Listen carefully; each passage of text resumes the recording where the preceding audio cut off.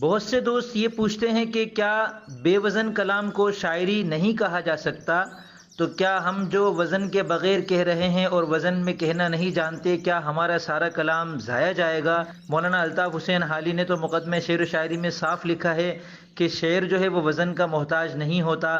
اس video میں آپ کے سامنے اس کا مختصر مگر تسلی بخش جواب دینے کی کوشش کروں گا۔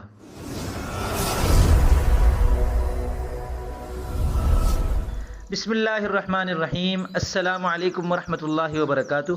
میں محمد اسامہ سرسری آپ کی خدمت میں حاضر ہوں۔ اس ویڈیو میں آپ کو یہ بتانا چاہتا ہوں کہ وزن اور بے وزنی کا شاعری کے ساتھ کیا تعلق ہے۔ دیکھیں، شاعری، شعر، شعریت یہ سب شعور سے ہے۔ شعور یعنی ہمارے اندر جو اللہ تعالیٰ نے سوچنے سمجھنے کی صلاحیت رکھی ہے، اور اس کے ذریعے سے ہم کچھ اچھا سوچتے ہیں، اس اچھے سوچے ہوئے کو ہم بیان کریں، اور پھر اس بیان کرنے کے اندر ہم اچھے سے اچھے اسلوب کو اختیار کریں، تو اس سارے کے نتیجے میں جو چیز وجود میں آتی ہے اس کو شعر یا اس کو شاعری کہتے ہیں۔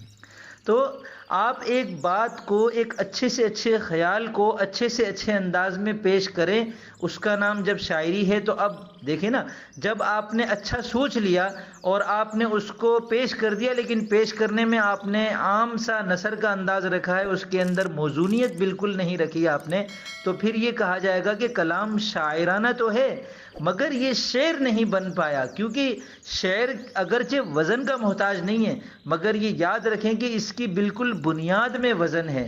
اور یہاں میں آپ کے سامنے یہ بھی واضح کر دوں کہ ہر باوزن کلام کو بھی شاعری نہیں کہہ سکتے۔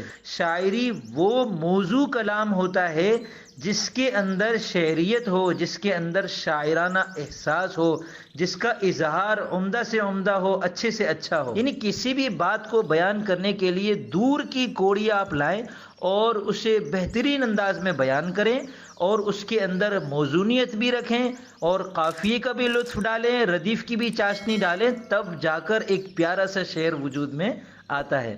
آپ کلام کو موزوں کرنا سیکھ سکتے ہیں کیونکہ یہ کسبی ہے۔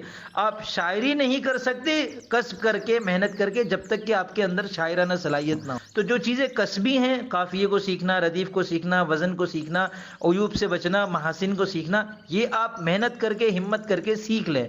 اور جو چیز کسبی نہیں ہے، جو اللہ تعالیٰ کی طرف سے ودیعت ہوتی ہے، وہ آپ دیکھیں کہ آپ کے اندر ہے یا نہیں۔ اگر ہے تو آپ پھر شاعری کرتے جائیں اور آپ اپنے بہترین شعروں کا لوہا بنواتے جائیں۔